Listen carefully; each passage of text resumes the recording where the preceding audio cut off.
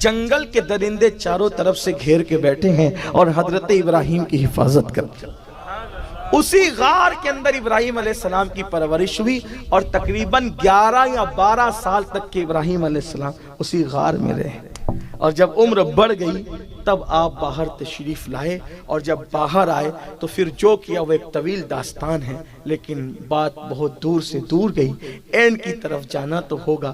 یہ داستان اتنی طویل ہے، اتنی لمبی ہے کہ گھنٹوں میں بھی ختم نہیں ہوگی، اور مجھے میرے آقاؤں کی زندگی پڑھنے کا ایسا لطف ہے، ایسا چسکا ہے کہ تھوڑی دیر کے اندر یہ داستان مکمل نہیں ہوتی، اس کے لیے طویل وقت چاہیے، لیکن اینڈ کرتا ہوں۔ اللہ نے آپ کو اپنا خلیل بنایا، اور خلیل اس کو کہتے ہیں کہ جو یار کے علاوہ کسی کو نہ چاہے، یعنی محبت سب سے کرے، لیکن جب یار کی محبت اور دوسروں کی محبت آمنے سامنے ہو جائے تو سب کو قربان کر دے۔ اس کی جلوگری دیکھیں آپ، اس کی جلوگری۔ خلیل تھے نا، خلیل، اللہ نے کہا پہلا امتحان پیدائش گار میں ہوئی، دوسرا امتحان اللہ کی محبت میں آگ میں ڈالے جائے۔ نمرود سے مناظرہ کیا تھا نا آپ نے، نمرود سے کہا تھا میرا اللہ وہ ہے جو مارتا بھی اور جلاتا بھی ہے، تو اس الو نے کہا کہ یہ کام تو میں بھی کر سکتا، مارو جلا تو میں بھی سکتا۔ کیسے جلا سکتے ہو؟ ایک آدمی جا رہا تھا، اس کو پکڑ کے مروا ڈالا، دیکھو کہا میں نے مار دیا، اور ایک کو پھانسی کی سزا تھی، اس کو چھڑا کر کے کہا گھر جا، تو کہا دیکھو میں نے زندگی دے دی۔ ابراہیم علیہ السلام نے کہا یہ سمجھتا ہی نہیں یہ موت اور زندگی کے فلسفے کو، تو آپ نے اس سے ایک بات کہی سمجھانے کے لیے، فرمایا میرا اللہ مشرق سے سورج نکالتا ہے، اگر تو خدا ہے تو مغرب سے نکال کے بتا۔ قرآن کہتا ہے حالت خراب ہو گئی، فَبُهِتَ الَّذِي كَفَرَ، ہاں پھر وہ خدا بننے والا ہیبت زدہ ہو کر کے رہ گیا، کیونکہ دلیل تھی نا ابراہیم علیہ السلام کی۔ ہاں تو پھر اس کے بعد کیا کہا؟ حضرت ابراہیم علیہ السلام سے کہا کہ ہم تجھے، اچھا وہ دور قحط سالی کا دور تھا، جب مناظرہ ہوا تو قحط سالی کا دور تھا، سب کو نمرود گیہوں چاول تقسیم کرتا تھا، اناج تقسیم کرتا تھا۔ ابراہیم علیہ السلام نے مناظرہ کیا تو کہا میں تم کو اناج نہیں دوں گا، اب جاؤ بھوکے مرو۔ اب یہ نکلے گھر سے، مناظرہ کیا، گھر والوں کو کہے کہ نکلے کہ میں کچھ نہ کچھ اناج لے آؤں، نمرود کے پاس کچھ نہ کچھ وہ سب کو دے رہا ہے تو میں مجھے بھی دے گا، مناظرہ ہار گیا تو نہیں دیا۔ ابراہیم علیہ السلام نے سوچا کیا کرنا، تو 2 بوریاں لی، اس میں مٹی بھر دی، اور مٹی بھر کے لے کر گئے، اور حضرت سارہ گھر میں تھی، لے جا کر کے رکھ دیا، چپکے سے رکھ دیا، کچھ کہانی، اور جا کے لیٹ گئے۔ حضرت سارہ آئی، کہا کہ اناج لائے تو اطلاع تک نہیں دی، جا کے سو گئے، تھکن تھی۔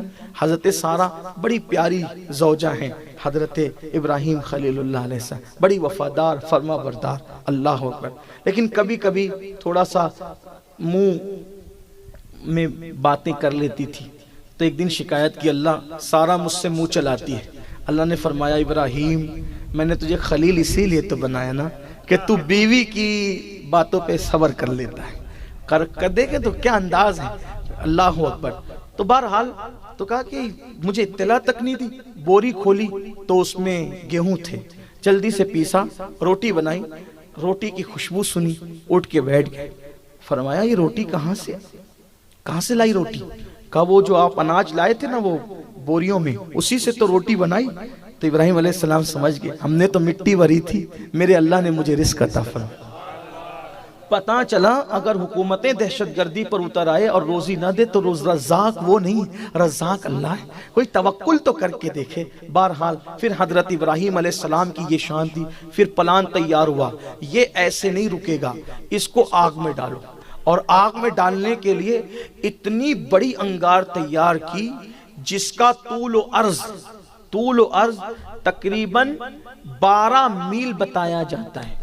ایک وجود کو ڈالنے کے لیے اتنا لمبا چوڑا انتظام، مختلف اقوال میں آپ کے سامنے پیش کیا، اور اس کے بعد پورے عراق میں ہنگامہ، ابراہیم کو جلائیں گے، ابراہیم کو جلائیں گے، ابراہیم کو جلائیں گے، ابراہیم کو جلائیں گے۔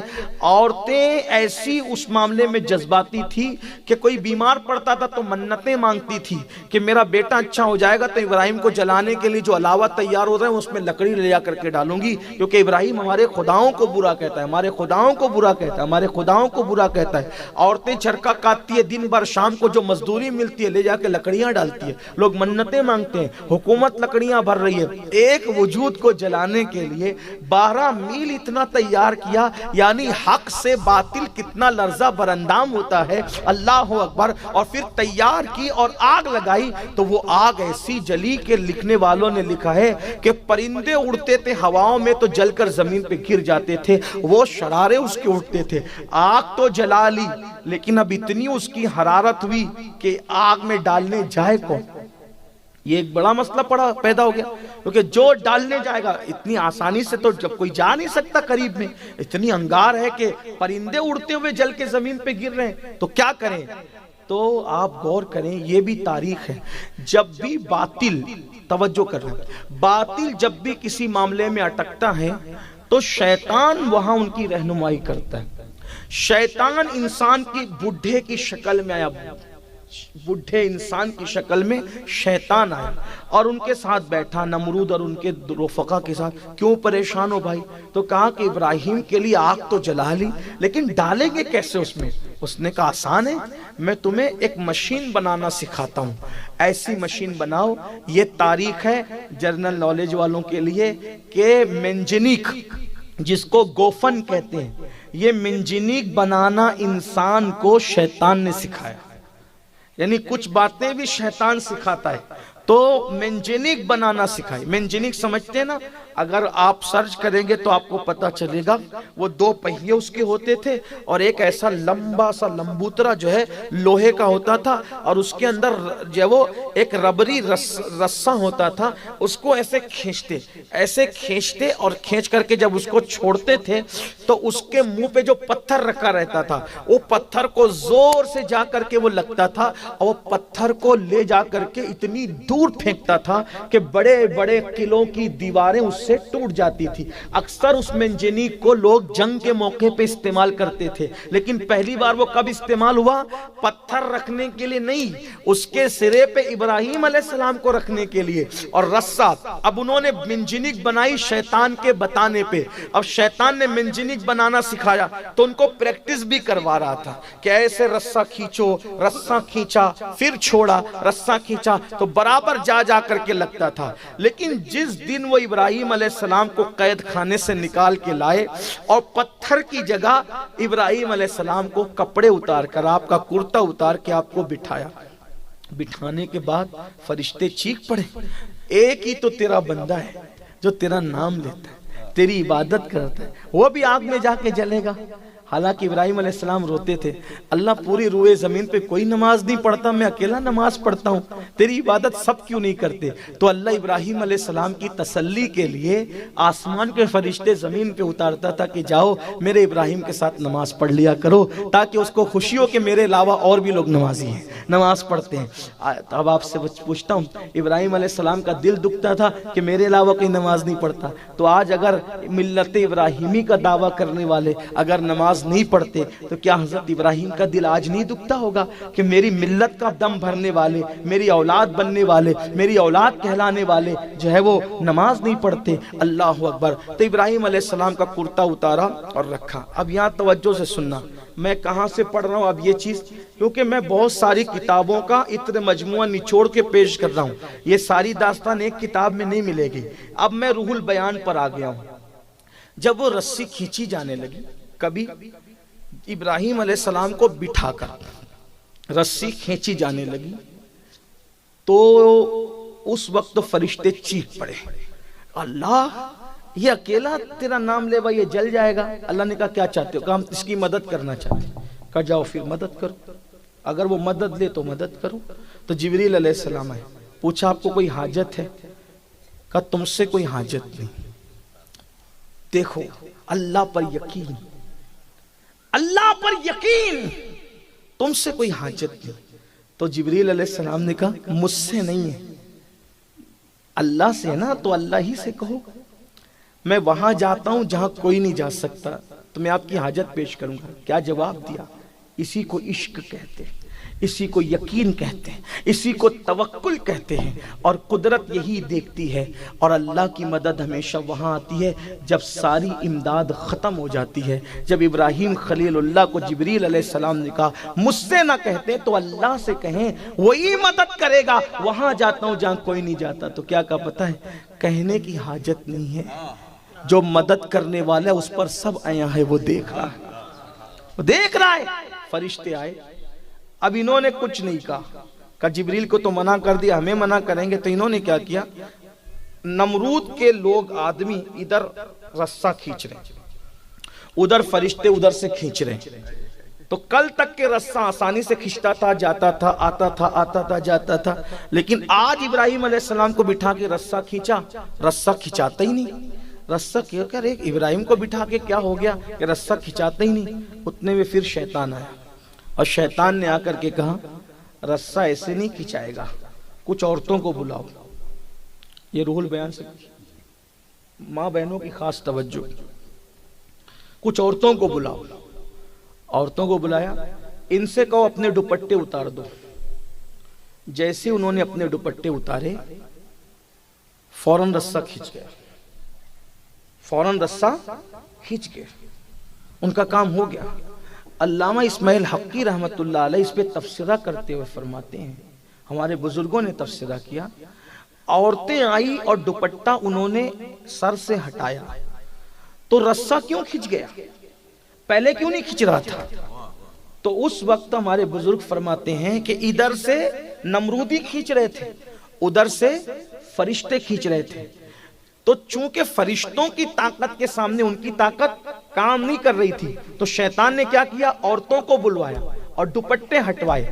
تو جیسے ہی اپنے سر سے ان عورتوں نے دوپٹے ہٹائے، اس دوپٹے ہٹانے کی نحوست سے سارے وہاں سے رحمت کے فرشتے چلے گئے واپس، کیونکہ جہاں کھلے سر والی عورت ہوگی وہاں پر رحمت کے فرشتے کبھی نہیں ہوں گے۔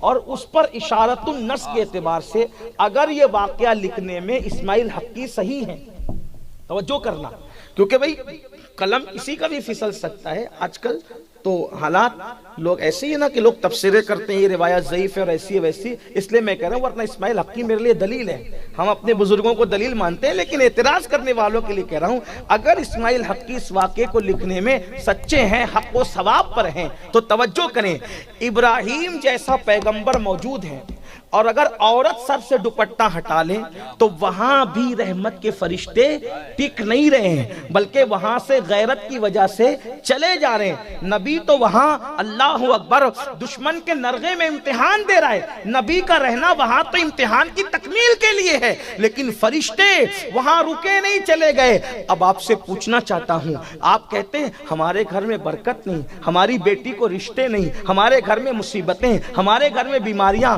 اللہ کے بندوں، تمہاری بیٹیوں کے سر پہ دوپٹے کب ہے؟ تمہاری بیویوں کے سر پہ دوپٹے کب ہے؟ اللہ اکبر۔ رحمت کب ہوگی؟ جب رحمت کے فرشتوں کا نزول ہوگا۔ برکت کب ہوگی؟ جب رحمت کے فرشتوں کا نزول ہوگا۔ جس گھر میں رحمت کے فرشتے کبھی آئے ہی نہیں، اس گھر میں رحمت کا نزول کیسے ہوگا؟ پھر آپ تعویذ کتنے بھی بڑے پیر سے لے لو، جس گھر میں رحمت کے فرشتے نہ آئے اس گھر کے اندر رحمت نہیں آ سکتی۔ یاد رکھو، اللہ اکبر۔ یہ فلسفہ شیطان نے نمرودیوں کو بتایا، اگر رحمت کے فرشتوں کو ہٹانا ہے تو عورتوں کو ننگے سر کر کے لا کے کھڑا کر دو، رحمت کے فرشتے چلے جائیں گے۔ اسی لیے یہود اور اسلام دشمن طاقتوں نے ایسا کیا کہ ہماری بیٹیوں کو آدھی آستین کے کپڑے پہنا دیے، ان کے سروں سے دوپٹے ہٹوا دیے۔ اللہ اکبر۔ عورتوں کو ننگا کیا جا رہا ہے، عورتوں کو عوریاں کیا جا رہا ہے، عورتوں کو بے پردہ کیا جا رہا ہے، تاکہ رحمت کے فرشتوں سے تم محروم ہو جاؤ اور تم در در کے بھکاری بنو۔ اگر رحمتیں چاہتے ہو تو اپنے گھر کی خواتین سے کہو کہ وہ اپنے گھر میں رہیں، تب بھی کم سے کم سر کو ڈھانک کر کے رکھیں۔ بلکہ اس سے بڑی ایک بات علامہ اسماعیل حقی نے لکھی ہے کہ جب اللہ کے رسول علیہ السلام پہلی وحی کے بعد گھر میں آئے، توجہ کریں، یہ سورۃ الانبیاء کے باب میں انہوں نے لکھی ہے اسماعیل حقی علیہ السلام۔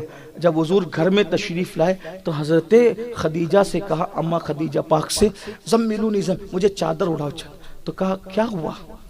فرمایا میں ایک فرشتہ دیکھ رہا ہوں، میں ایک فرشتہ دیکھ رہا ہوں. فرشتہ؟ ہاں. اس نے کیا کہا؟ اقرا بسم ربک الذی، پوری داستان بتائی. تو آپ کا رکیے، ابھی وہ فرشتہ دکھتا ہے آپ کو؟ ہاں دکھ رہا ہے. ادھر آئے. ابھی دکھتا ہے؟ ہاں دکھتا ہے. اما جان خدیجہ نے سر سے دوپٹہ ہٹائے. یہ علامہ اسماعیل حقی نے لکھا ہے، میں اس کو نقل کر رہا ہوں عبرت کے لیے. اپنے سر سے دوپٹہ ہٹایا. پھر پوچھا اے میرے سرطان وہ فرشتہ دکھ رہا ہے ابھی؟ کہا نہیں خدیجہ اب وہ نہیں دکھتا. پھر سر پہ دوپٹہ ڈالا. اب دکھتا ہے؟ ہاں دکھتا ہے. دوپٹہ ہٹایا. اب دکھتا ہے؟ نہیں دکھتا. فرمایا، عرض کیا واللہ یہ وہی فرشتہ ہے جو موسیٰ پر آیا تھا، جو عیسیٰ پر آیا تھا، جو نبیوں پر آیا تھا. یہ شیطان نہیں، یہ فرشتہ ہے. اگر یہ شیطان ہوتا اور دھوکہ دیتا تو دوپٹہ ہٹانے پر بھی وہ کھڑا موجود رہتا. وہ شیطان نہیں ہے بلکہ رحمت کا فرشتہ ہے. اس لیے ہم نے دوپٹہ ہٹایا تو وہ حیا کی وجہ سے چل